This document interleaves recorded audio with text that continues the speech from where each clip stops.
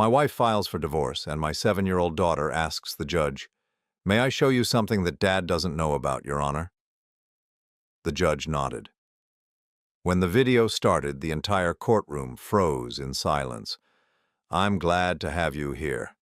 Follow my story until the end and comment the city you're watching from so I can see how far my story has reached." I never thought my life would crumble in a courthouse on a Tuesday morning in October. My name is Dennis, I'm 63 years old, and until that day I believed I understood my world. I had been married to Amanda for 15 years, and we had built what I thought was a solid life, together with our 7-year-old daughter, Skylar. I worked as a regional sales manager for an industrial equipment company. Amanda managed a small boutique downtown, and Skylar was the light of both our lives. Or so I thought. The courthouse smelled like old wood and disinfectant. I sat in the hard wooden chair, my hands folded in my lap, trying to process what Amanda's lawyer had just said. Irreconcilable differences were the words on the papers, but sitting there, listening to him paint me as some kind of neglectful husband and absent father, I felt like I was in the wrong courtroom, hearing about someone else's life. Amanda sat across the aisle with her attorney, a sharp-faced woman in an expensive suit who kept shuffling through papers like she was building a case against a criminal. Every time I tried to catch Amanda's eye, she looked away, her jaw set in a way I'd never seen before. This wasn't the woman who used to curl up next to me on Sunday mornings or who would call me at work just to hear my voice. This Amanda was cold, distant, like a stranger wearing my wife's face. Skylar sat between us in the gallery, her small hands clutching a worn stuffed elephant she'd had since she was 3. She was supposed to be in school, but Amanda had insisted she needed to be here. I didn't understand why a 7-year-old had to witness her parents' marriage falling apart, but Amanda's lawyer had said something about the child's best interests and custody considerations.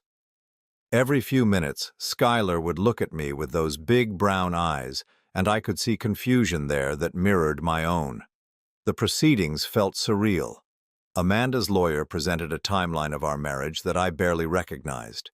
According to him, I had been emotionally absent for years, prioritizing work over family, leaving Amanda to raise Skylar essentially as a single parent. He talked about missed school events, late dinners, weekend work calls. Some of it was true. I had worked hard, maybe too hard, but the way he presented it made it sound like I was some kind of monster who didn't care about his family. "Mr. Patterson," he said, reading from his notes, regularly worked 60 to 70-hour weeks, was frequently away on business trips, and showed little interest in his daughter's daily activities or emotional needs. Each word felt like a physical blow. I wanted to stand up and shout that everything I did was for them, that every extra hour at work was so Skylar could have dance lessons and Amanda could have her boutique, so we could afford the house in the suburbs with a big backyard where Skylar played. But sitting there, watching Amanda nod along with every accusation, I started to doubt myself. Maybe I had been absent. Maybe I had let work consume me. Maybe I had failed them both without even realizing it. The worst part was Amanda's demeanor. She wasn't crying or emotional like I would have expected from someone ending a 15-year marriage. Instead, she seemed almost relieved. There was a tension in her shoulders that suggested she was nervous about something but not heartbroken, not grieving the end of what we had built together. When she finally looked at me, there was something in her eyes I couldn't identify. Not sadness, not anger, but something calculating. During a brief recess, I tried to approach her in the hallway. "Amanda, please," I said, keeping my voice low so Skylar wouldn't overhear. "Can we talk about this? I know I haven't been perfect, but we can work on it. We can go to counseling. I can change my work schedule." She cut me off with a shake of her head. "It's too late, Dennis. I've made my decision." Her voice was flat, matter-of-fact, like she was discussing the weather. "You'll understand eventually." "But why now? What happened? Just last month we were talking about taking a family vacation to Disney World for Skylar's birthday."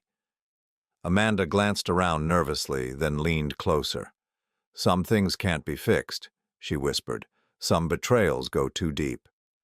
Before I could ask what she meant, her lawyer appeared and guided her away, leaving me standing alone in the courthouse hallway, more confused than ever. When we returned to the courtroom, I noticed Skylar watching her mother with an expression that seemed too mature for a 7-year-old. There was something almost analytical about the way she was studying Amanda, like she was trying to solve a puzzle. When Amanda caught her looking, Skylar quickly turned away and focused on her stuffed elephant. As Amanda's lawyer continued his presentation, requesting that she be awarded primary custody of Skylar, the house we'd bought together 5 years ago, and substantial spousal support, I felt my entire world shifting beneath me. This wasn't just the end of a marriage. This was the systematic dismantling of everything I'd worked for, everything I'd thought we'd built together. But there was something else, something I couldn't quite put my finger on. The way Amanda kept checking her watch, the nervous glances she shot toward the gallery where other court cases were waiting, the way her lawyer seemed almost too prepared, like they'd been planning this for a very long time. And most disturbing of all, the way Skylar kept looking back and forth between us, her small face creased with worry about something more than just her parents' divorce. I had no idea that in less than an hour my 7-year-old daughter would turn that courtroom upside down and reveal a truth so shocking that it would change everything I thought I knew about the woman I'd loved and trusted for 15 years. As Amanda's lawyer droned on about my supposed failures as a husband and father, my mind drifted back over the past few months, searching for clues I might have missed. Sitting in that courtroom, listening to my life being dissected by strangers, I started to remember things that hadn't seemed important at the time, but now felt like pieces of a puzzle I should have solved. It had started around 6 months ago, maybe longer. Amanda had become distant in subtle ways that I'd attributed to stress. She'd always been social, chatting on the phone with her sister or friends from the boutique, but suddenly those conversations became hushed, secretive. When I'd walk into a room, she'd quickly end calls or close her laptop. When I asked about it, she'd smile that same bright smile I'd fallen in love with and say it was just girl talk or boutique drama. I remembered one evening in particular about 3 months ago. I'd come home from a business trip to find Amanda in the kitchen, her phone pressed to her ear, speaking in a voice so low I could barely make out the words. When she saw me, she immediately straightened up and said loudly, "Oh yes, that fabric order sounds perfect. Have it delivered next week." But something about her tone seemed off, rehearsed, and when she hung up, she seemed flustered in a way that didn't match talking to a supplier. Then there were the changes in Skylar. My little girl had always been cheerful and talkative, running to greet me when I came home from work, eager to share stories about school or show me pictures she'd drawn. But gradually she'd become quieter, more withdrawn. She'd still hug me goodnight, but there was something different in her eyes, like she was watching me, studying me. At the time, I thought maybe she was just growing up, becoming more observant. Amanda had started going out more often, too. Girls' nights, she called them. Book club meetings that ran late. Shopping trips with her sister that lasted entire Saturdays. I'd never been the controlling type, never questioned her need for time with friends. I trusted her completely. Maybe that was my mistake. The sleeping arrangements had changed too, so gradually that I barely noticed. First, Amanda complained that my snoring was keeping her awake. Then she said she had been having trouble sleeping and didn't want to disturb me with her tossing and turning. Eventually, she'd moved to the guest room, just temporarily, while she worked through what she called a bout of insomnia. When I suggested she see a doctor, she brushed it off, saying it would resolve itself once work stress decreased. But the most troubling change had been in how Amanda interacted with Skylar. She'd become more secretive with our daughter, having whispered conversations that stopped when I entered the room. She'd take Skylar on errands and shopping trips that seemed to last longer than necessary. When they'd return, both of them would seem oddly quiet, like they shared some secret I wasn't part of. I'd tried to talk to Skylar about it once, about 2 months ago. We were sitting in her bedroom and I was helping her with homework when I noticed she seemed sad. "Is everything okay, sweetheart?" I'd asked, setting down her math worksheet. She'd looked up at me with those serious brown eyes and said, "Daddy, do you know when someone is lying to you?" The question had caught me off guard. That's a grown-up kind of question, Skylar. Why do you ask? She'd shrugged, suddenly interested in her pencil eraser. Just wondering. Sometimes people say things that don't match what they do. I'd made a mental note to talk to Amanda about it, wondering if Skylar was having problems with friends at school. But when I brought it up later, Amanda had dismissed it as typical 7-year-old confusion about the complexities of adult behavior. Now, sitting in that courtroom, I realized how naive I'd been, how many signs I'd overlooked or rationalized away. Amanda's lawyer was painting me as an absent, neglectful husband, but the truth was that I'd been present enough to notice changes in my family. I just hadn't understood what those changes meant. During a pause in the proceedings, I glanced over at Skylar. She was sitting very still, her stuffed elephant in her lap, but her eyes were alert, focused on every word being spoken. There was something in her expression that seemed too knowing, too aware for a child her age.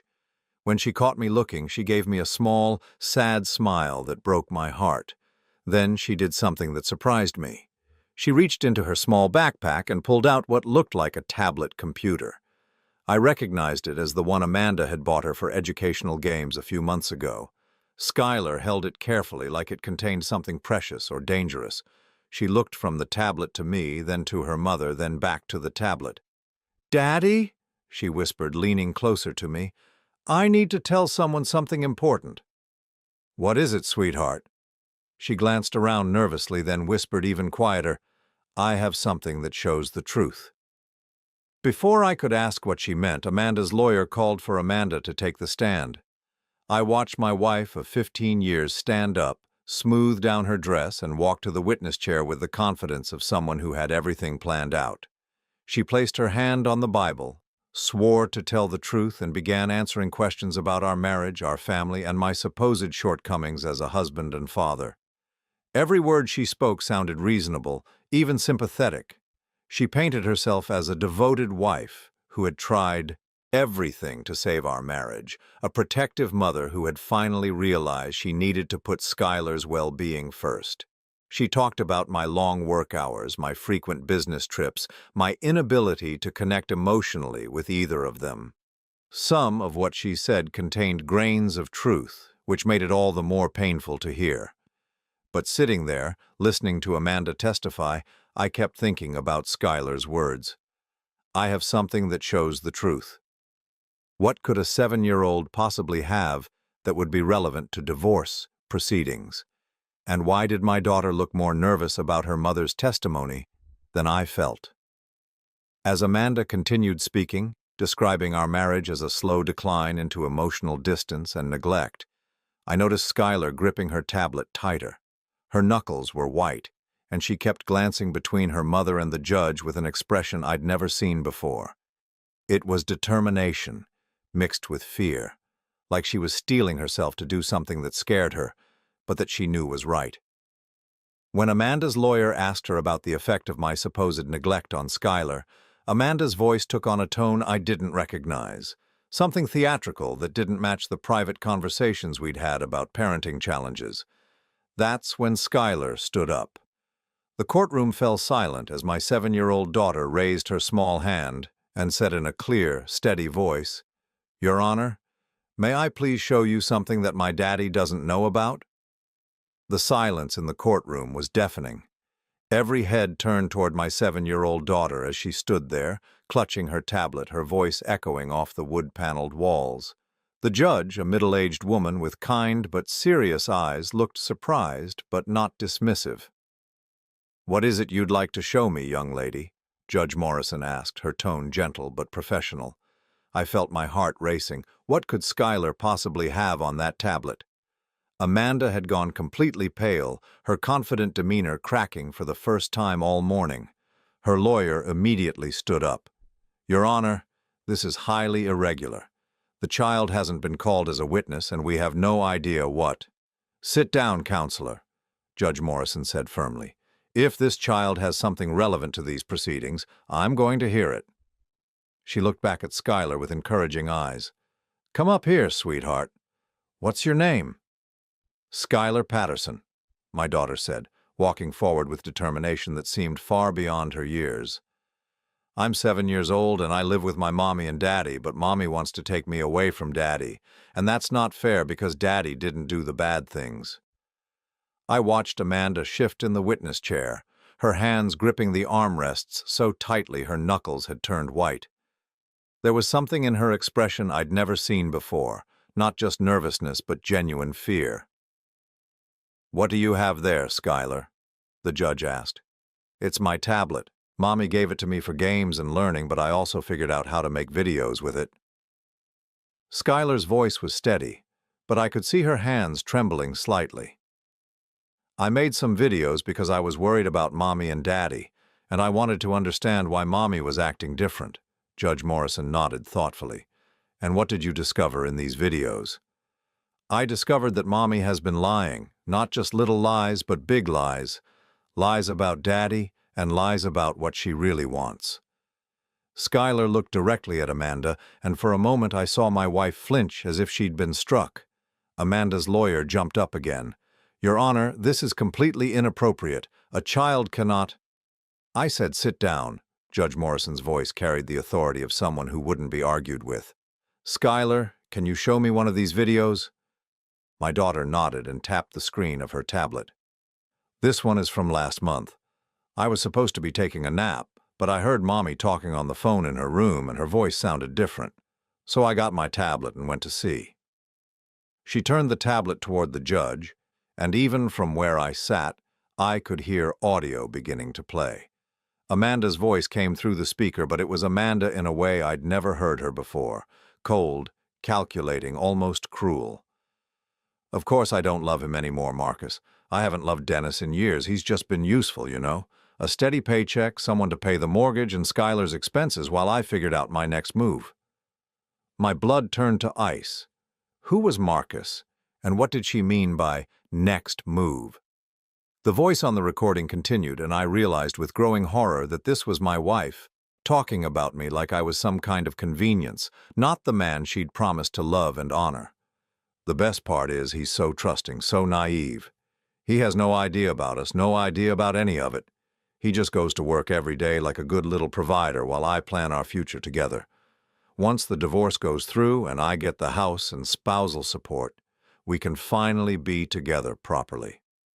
Judge Morrison's eyebrows had risen significantly. She looked from the tablet to Amanda, who looked like she might be sick. "Is there more?" Skylar nodded solemnly. "There are lots more.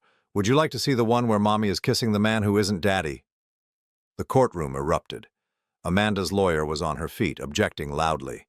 My lawyer, who had seemed overwhelmed by Amanda's accusations just minutes before, was suddenly very alert. But all I could focus on was the roaring in my ears and the feeling that the floor had dropped out from under me. "Skylar," Judge Morrison said once order was restored, "when did you make this recording?" "About 6 weeks ago. I made lots of them because I was trying to understand why mommy kept saying mean things about daddy when daddy wasn't there, but then being nice to daddy when he was home. It made me confused and sad." She swiped to another video. This one showed Amanda in our kitchen, with a man I'd never seen before. He was tall, dark-haired, maybe in his 40s, and they were kissing with the kind of passion I hadn't seen from Amanda in months, years, maybe. "Who is this man, Skylar?" the judge asked gently. "Mommy calls him Marcus. He comes over when daddy is at work. Sometimes they go into mommy's room and close the door for a long time. Sometimes they sit at the kitchen table and talk about money and houses and how to make daddy give mommy everything she wants." Each word was like a physical blow. I gripped the edge of my chair, trying to process what I was hearing. 15 years of marriage, 15 years of working extra hours to provide for my family, of missing some dinners and school events because I wanted to give them the best life possible. And all that time, Amanda had been planning to take everything from me. But it got worse. Skylar showed another video, this one more recent, where Amanda was coaching someone on the phone about what to say during the divorce proceedings. "Just stick to the story we discussed. Dennis was emotionally absent, never available for Skylar, prioritized work over family, don't mention anything else. The lawyer says judges are sympathetic to mothers who feel neglected and unsupported. Then Amanda's voice turned colder. Once this is over and I have primary custody in the house, Skylar won't have to see much of him anyway. Kids adapt. She'll forget about him eventually, especially once Marcus and I are married and she has a real father figure. I felt like I was going to vomit. Not only was Amanda planning to take my daughter away from me, she was planning to replace me entirely. And she thought Skylar would just forget about me, like I was some temporary inconvenience in their lives. But my little girl, my 7-year-old daughter, had been protecting me all along. She'd been gathering evidence because she could see what I was too blind to see, that her mother was lying, manipulating, planning to destroy our family for her own selfish reasons. "Skylar," I said, my voice hoarse with emotion, "why didn't you tell me about this?" She turned to me with tears in her eyes. "I tried to, Daddy. I asked you about lying, remember? But I was scared that if I told you, Mommy would be angry and take me away from you faster. I thought maybe if I had proof someone could help us." Amanda finally found her voice. "This is ridiculous," she said, but her voice was shaky, desperate. "A child's recordings can't be used as evidence. She doesn't understand what she saw. She's confused, making things up." "Are you saying the voice on these recordings isn't yours, Mrs. Patterson?" Judge Morrison asked coldly. Amanda's mouth opened and closed, but no words came out. Skylar wiped her nose with the back of her hand and looked up at the judge. "I have 17 videos, Your Honor. Do you want to see more?" For the first time since we'd entered that courtroom, I felt something other than despair. I felt proud. Proud of my daughter's courage, proud of her intelligence, proud of her loyalty. And I felt something else, something I hadn't experienced in years of trying to be the perfect provider, the perfect husband. I felt like fighting back. Judge Morrison called for a 30-minute recess to review the videos privately in her chambers, along with both lawyers. As the courtroom cleared, I sat in stunned silence, trying to process the magnitude of what Skylar had revealed. My 7-year-old daughter had spent weeks, maybe months, documenting her mother's betrayal because she knew something was wrong and wanted to protect me. Amanda had fled to the hallway with her lawyer, their heated whispers carrying back through the partially open doors. I caught fragments: damage control, inadmissible, child's misunderstanding. But her lawyer's tone suggested they both knew the evidence was damning. Skylar climbed into the seat next to me, still clutching her tablet. "Are you mad at me, Daddy?" I pulled her close, my throat tight with emotion. "Mad at you? Sweetheart, you're the bravest person I know. But I'm so sorry you had to see and hear those things. A little girl shouldn't have to worry about protecting her daddy." She leaned against my shoulder. "I knew something was wrong when Mommy started being mean about you when you weren't there. She would say things like you didn't really love us, that you cared more about work than family. But I know that's not true because you always tuck me in and help with my homework and take me to the park on weekends." My heart ached thinking about Amanda poisoning our daughter's mind against me, even as she planned to take everything I'd worked for. When court reconvened, Judge Morrison's expression was grim. She'd clearly seen enough of the videos to understand the situation completely. Amanda looked like she might collapse, all pretense of the wronged wife finally abandoned. "Mrs. Patterson," the judge said sternly, "I've reviewed several of your daughter's recordings. Would you care to explain the content of these videos?" Amanda's lawyer whispered something to her, but she shook her head.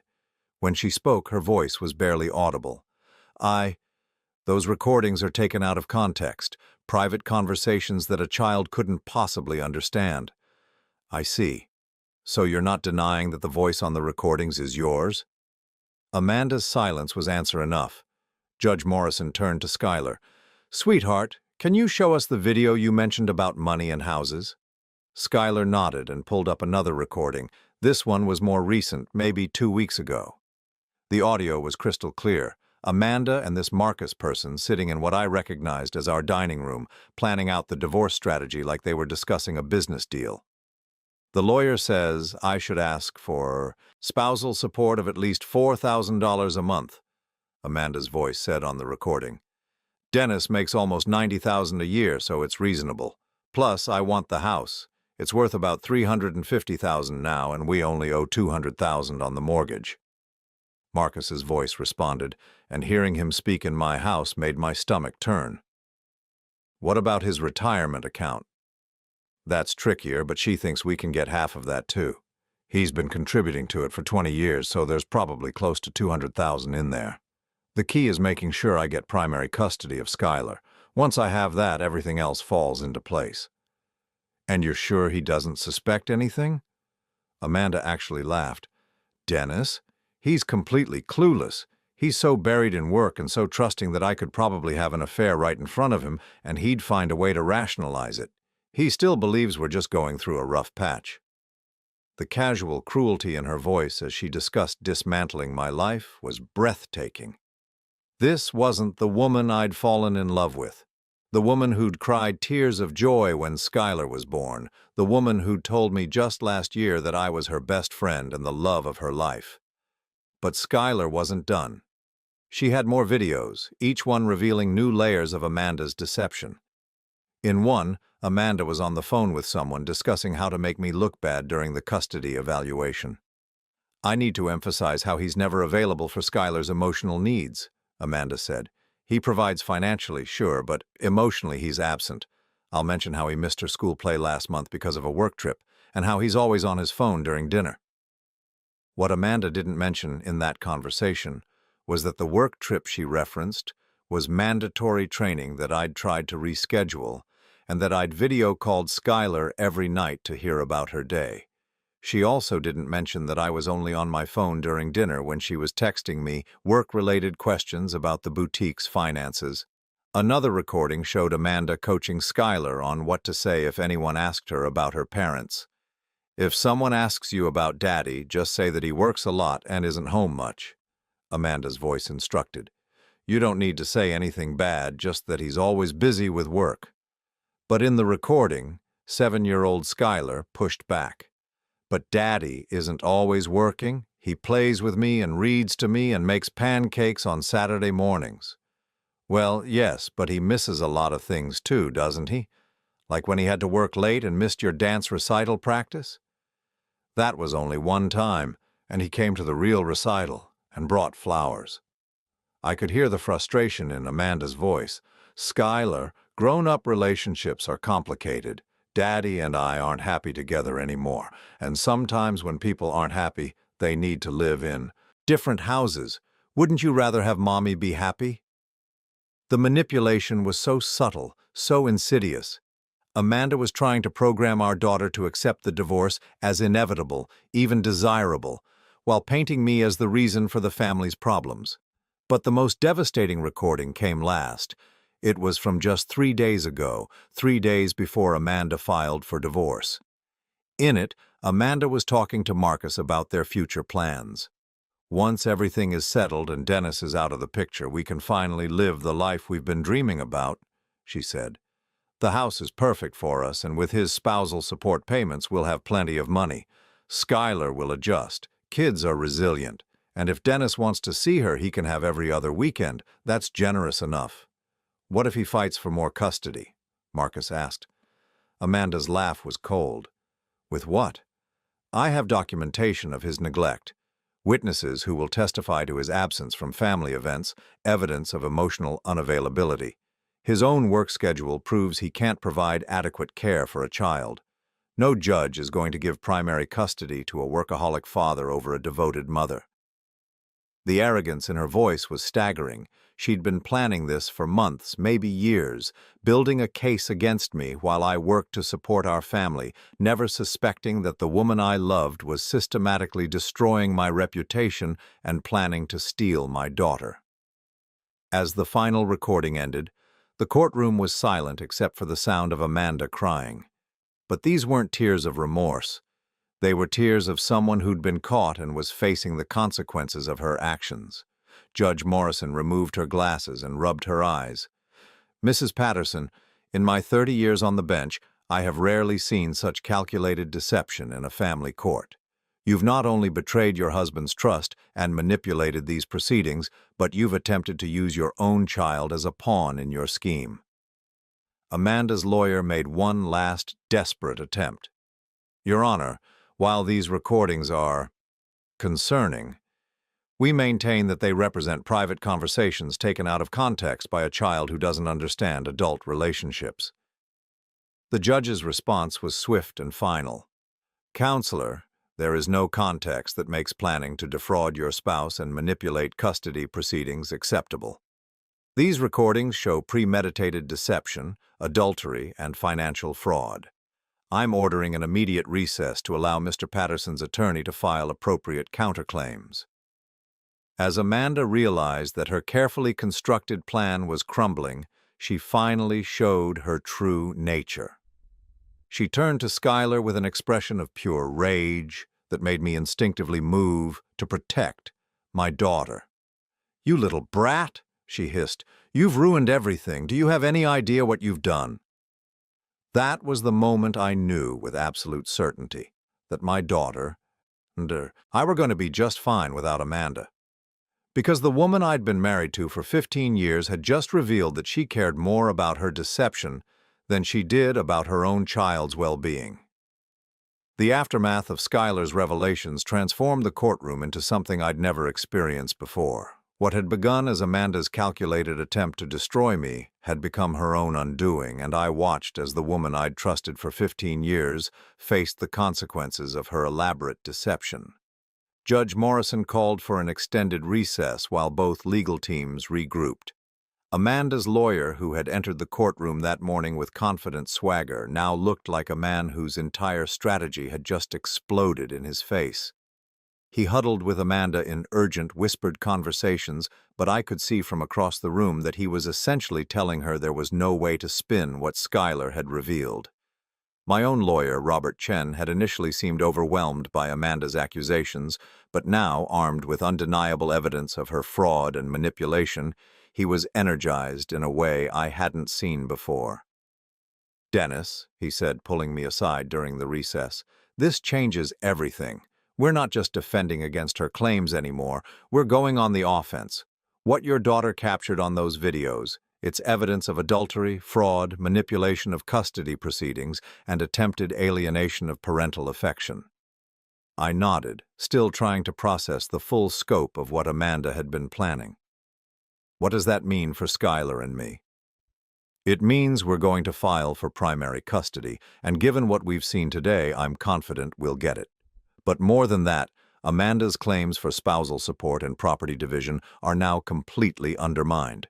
She's been planning this deception for months, possibly years. That shows premeditation and fraud." As we prepared to return to court, Schuyler sat quietly beside me, her tablet carefully tucked away in her backpack. The weight of what she'd done, what she'd had to do, seemed to have settled on her small shoulders. "Daddy," she said softly, "is Mommy going to be in trouble?" I knelt down to her level, choosing my words carefully. "Mommy made some very bad choices, sweetheart.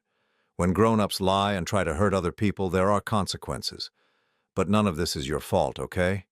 You were brave and did the right thing." She nodded, but I could see the sadness in her eyes. Despite everything Amanda had done, Schuyler was still a 7-year-old who loved her mother. Understanding that Amanda was willing to use her as a pawn in her schemes had to be devastating for a child. When court reconvened, the entire dynamic had shifted. Judge Morrison's demeanor toward Amanda had changed from professional neutrality to barely controlled contempt. Amanda, for her part, had finally abandoned her act as the wronged wife. She sat slumped in her chair, occasionally glaring at Schuyler with an anger that made my blood boil.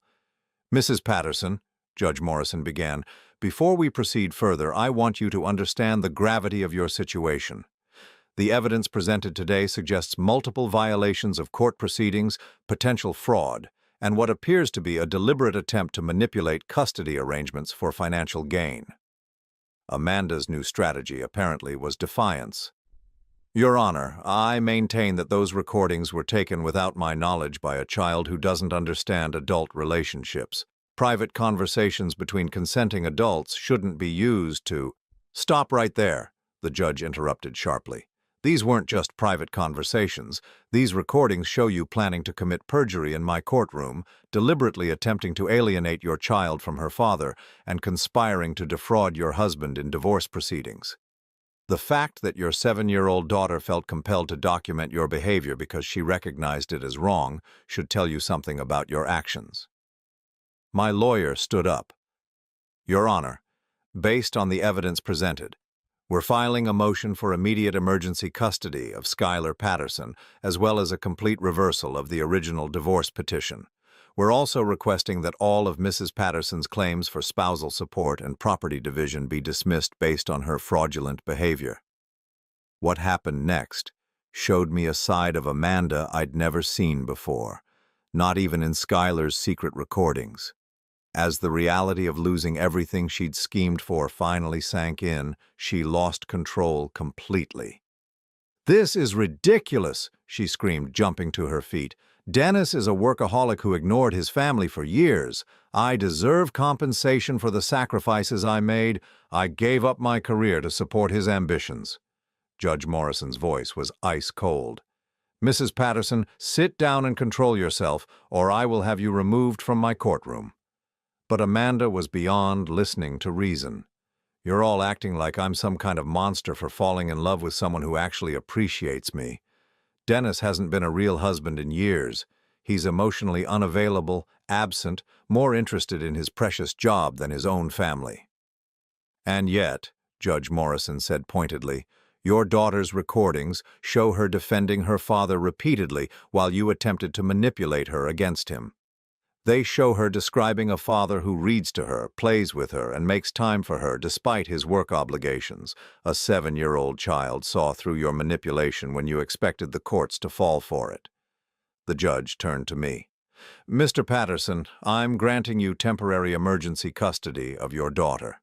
Mrs. Patterson will be allowed supervised visitation pending a full custody evaluation, but given what we've learned today about her willingness to manipulate the child for her own gain, I have serious concerns about unsupervised contact." Amanda's face went white. "You can't take my daughter away from me."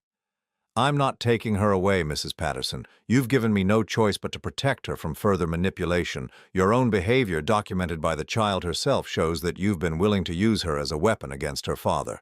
That ends now." The judge continued, "Furthermore, I'm dismissing your claims for spousal support.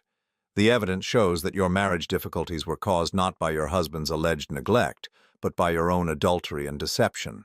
You cannot benefit financially from your own fraudulent behavior." As for the house, the judge's decision was swift and final. Given that Mr. Patterson has been the sole mortgage payer and that Mrs. Patterson's claims for the property are based on fraudulent representations, I'm awarding him temporary possession of the marital home. Mrs. Patterson will have 30 days to remove her personal belongings under supervised conditions. Watching Amanda realize that her carefully constructed plan had not only failed, but backfired completely, was both satisfying and heartbreaking. Satisfying because justice was finally being served, heartbreaking because this was the mother of my child, and her destruction would inevitably hurt Skylar too. But what Amanda did next removed any lingering sympathy I might have felt for her.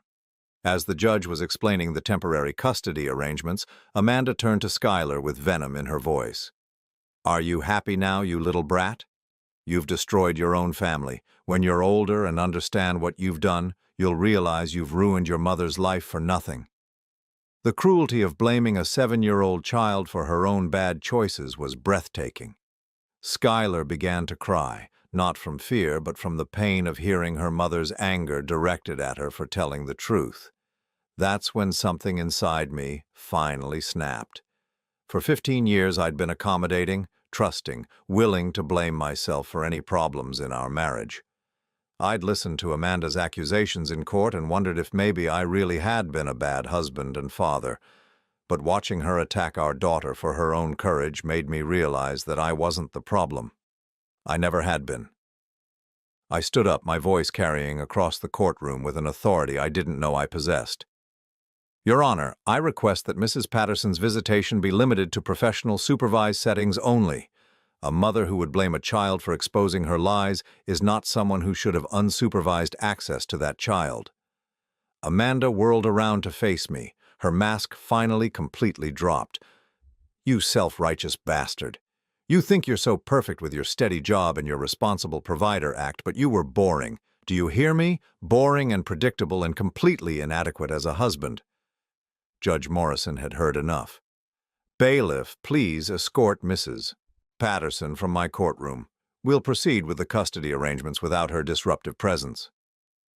As Amanda was led away, still shouting about the injustice of it all, I felt something I hadn't experienced in years. Not anger, not vindication, but peace. The woman who'd been poisoning our family with her lies and manipulation was finally gone, and for the first time in months I could breathe freely. Skylar slipped her small hand into mine. Daddy, are we going to be okay? I looked down at my daughter, this brave little girl who'd had the courage to stand up for the truth when the adults around her were failing, and I smiled with more confidence than I'd felt in years. Yes, sweetheart. We're going to be more than okay. We're going to be free. 6 months later, I stood in the kitchen of our house, my house now, making pancakes on a Saturday morning, watching Skylar color at the kitchen table. The morning light streamed through the windows, illuminating the space that had once felt contaminated by Amanda's deception, but now felt like home again. The silence was different now, not the heavy, uncomfortable quiet of hidden secrets, but the peaceful calm of honesty and trust. The legal proceedings had concluded 3 months after that devastating day in court. Amanda's attempts to appeal the custody decision had failed spectacularly when her lawyer discovered additional evidence of her financial manipulation. She'd been siphoning money from the boutique's accounts to fund her relationship with Marcus.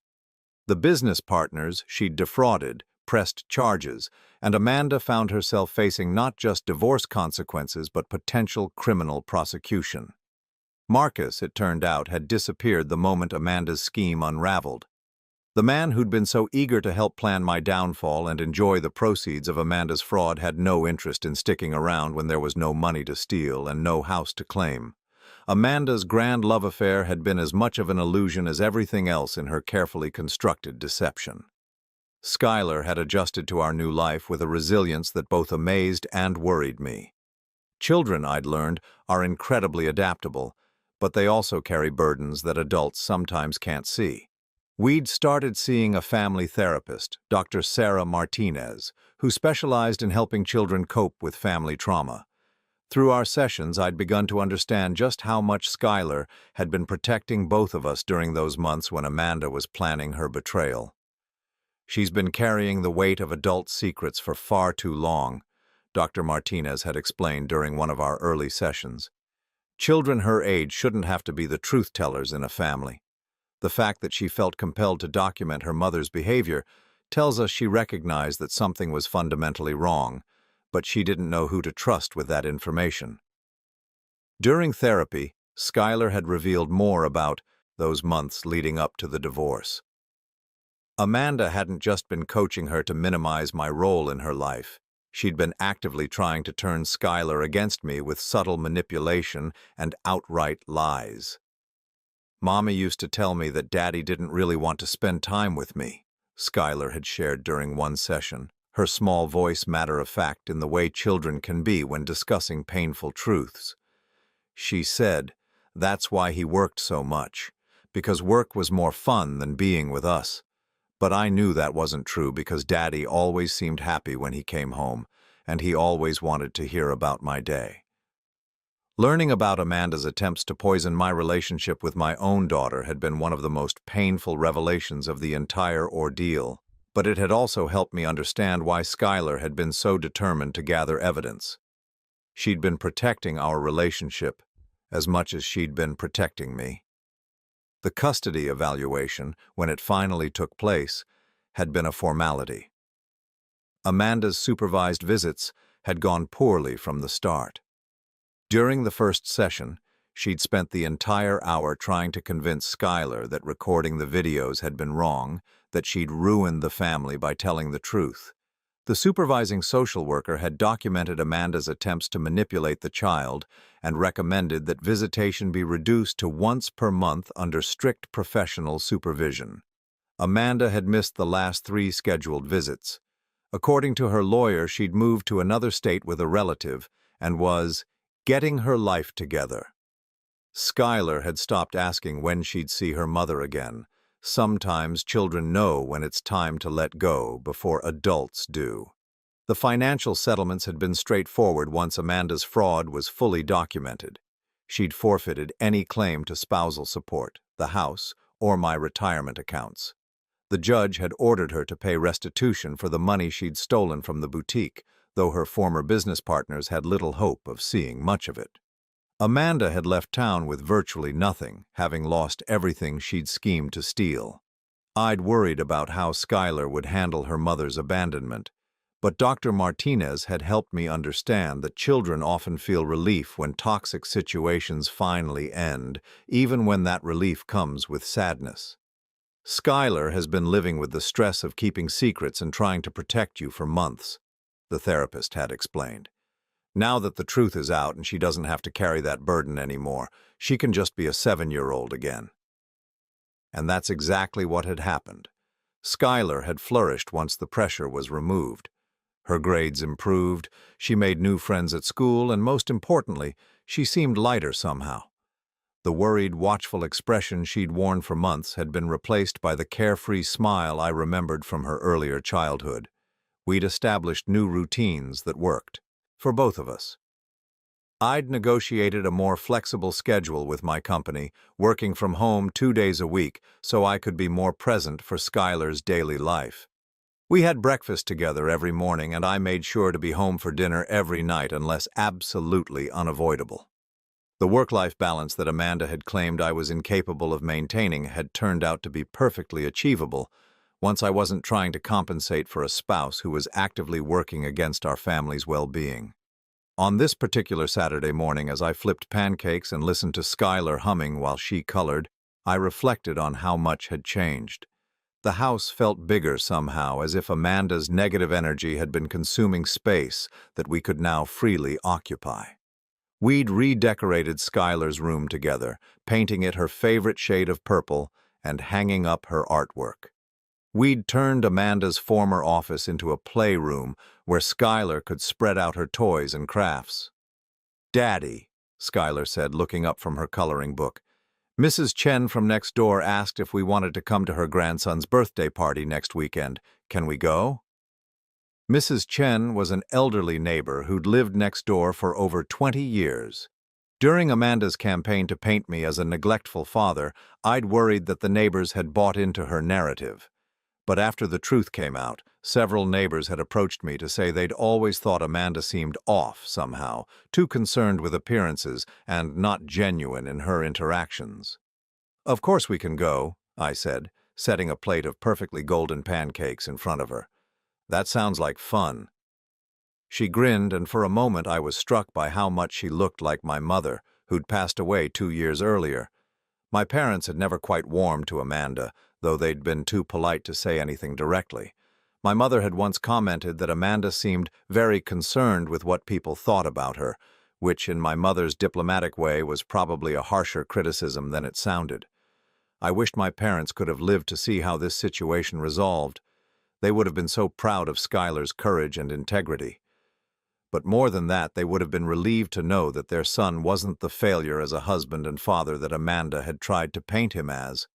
The doorbell rang, interrupting my thoughts. Through the front window, I could see Robert Chen, my lawyer, standing on the porch with a manila envelope. "Mr. Patterson," he said when I opened the door, "I have the final divorce decree. Everything's official now." I invited him in for coffee, and he explained the last few details while Skylar continued coloring at the kitchen table, occasionally offering comments about her artwork. "Amanda's attorney contacted me yesterday," Robert said. "She's formally waiving any future visitation rights. She's also relinquishing any claim to contact with Skylar, unless the child..." specifically requests it when she's older. I felt a mix of sadness and relief. Sadness for Skylar, who deserved better from her mother, but relief that we wouldn't have to navigate Amanda's continued attempts at manipulation. "What does this mean practically?" I asked. "It means you have full legal and physical custody with no restrictions. You can make all decisions about Skylar's education, medical care, everything without needing to consult Amanda. And if you ever want to move, travel, anything like that, you don't need her permission." After Robert left, I sat at the kitchen table across from Skylar, watching her carefully color inside the lines of her Princess Castle picture.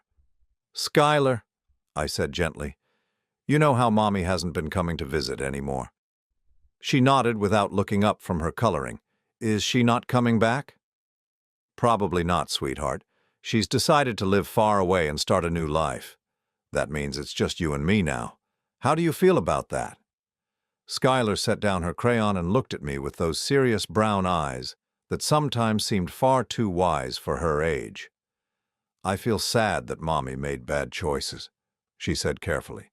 "But I feel happy that we don't have to worry about secrets anymore, and I feel safe because I know you won't lie to me." Her simple honesty nearly brought me to tears. This little girl had survived months of manipulation and emotional pressure, had found the courage to expose the truth when the adults around her were failing, and had come through it with her integrity intact. "You know what?" I said, reaching across to squeeze her hand. "I think we should celebrate. Just you and me, our little family.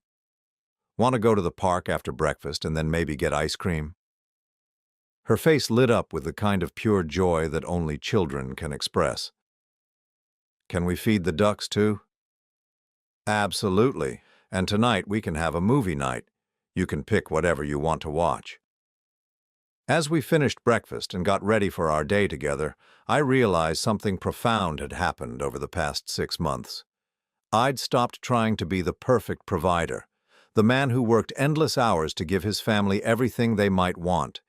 Instead, I'd become something better, a present father, an honest partner in my daughter's life, someone who prioritized relationship over achievement. The irony wasn't lost on me that Amanda's betrayal had ultimately freed me to become the father and man I'd always wanted to be, but had been too afraid I wasn't good enough to become. Later that evening, after we'd fed the ducks, played on the playground until Skylar was exhausted, and eaten more ice cream than was probably wise, we settled on the couch for our movie night. Skylar had chosen an animated film about a young girl who goes on an adventure to save her family, and as we watched together, I couldn't help but think about how life had imitated art. My own daughter had gone on an adventure, a dangerous, difficult journey into adult deceptions and betrayals to save our family, and she'd succeeded in ways that no one could have predicted. As the credits rolled and Skylar dozed against my shoulder, I looked around our living room. The space that had once felt tainted by Amanda's lies now felt clean, honest, peaceful. We'd survived the storm, and what remained was stronger than what had been broken. For the first time in years, I wasn't worried about the future. Whatever challenges lay ahead, Skylar and I would face them together with honesty and courage. We'd learned that truth, no matter how difficult, is always stronger than deception. And in the quiet of that Saturday evening, with my brave daughter sleeping safely beside me, I finally understood what real happiness felt like.